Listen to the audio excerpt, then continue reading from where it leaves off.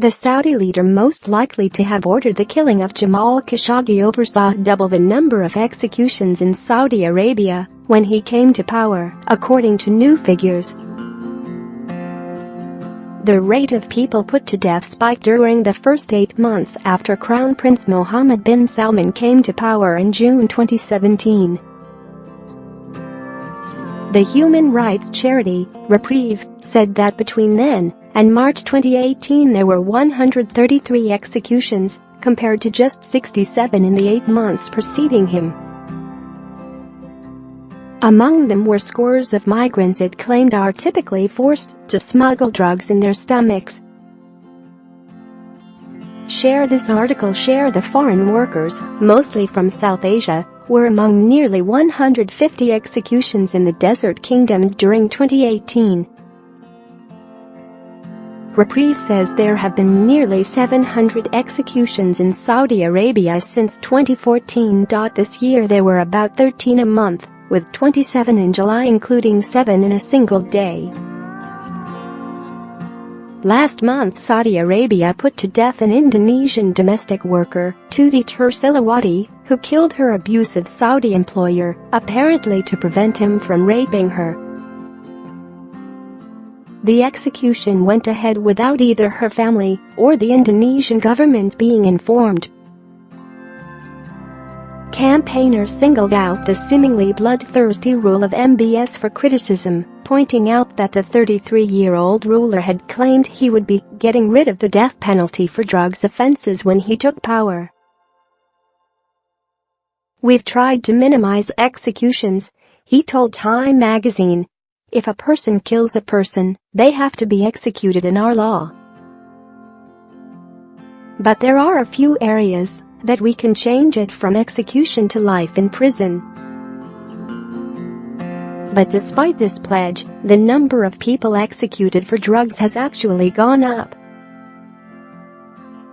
Reprieve Director Maya Fowa said, despite promises of reform from the Crown Prince, the kingdom is executing drug offenders at an alarmingly high rate, and at least 30 people, including some arrested as teenagers, face imminent execution for exercising their democratic rights.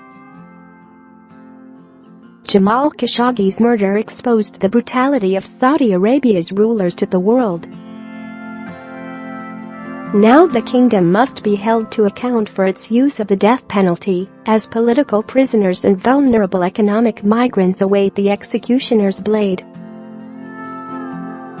Nearly 40% of those put to death in 2018 were convicted of drugs offenses, and 77% of these were foreigners, who also made up half the number of people put to death.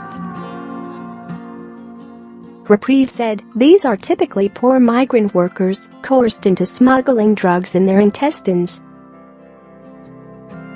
Last month the CIA concluded that MBS most likely ordered the murder of the Saudi dissident, Jamal Khashoggi, in October. The Washington Post journalist, who had criticized MBS reforms, was set upon by a hit squad when he arrived at the Saudi consulate in Istanbul to collect paperwork so he could get married.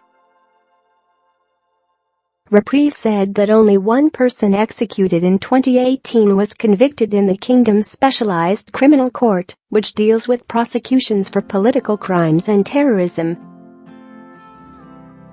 But it claimed that at least 54 people are facing death sentences for opposing the regime, 30 of whom could be executed any day. Among these are Abbas al-Hassan, sentenced to death in 2016 on charges of treason, including spying for Iran, spreading the Shia faith and attending protests. Earlier this year a UN investigation said his trial did not meet fair trial and due process guarantees, and the charges were in contravention of the right to freedom of religion. Last month the death sentence on Abbas and 11 co-defendants, including 2 juveniles, was ratified by the king, meaning they can be out to death at any time. They included Ali al-Nimr, who was convicted as a child and sentenced to death by crucifixion. Mayafoa said his execution, based apparently on the authorities' dislike for his uncle and his involvement in anti-government protests, would violate international law and the most basic standards of decency. It must be stopped.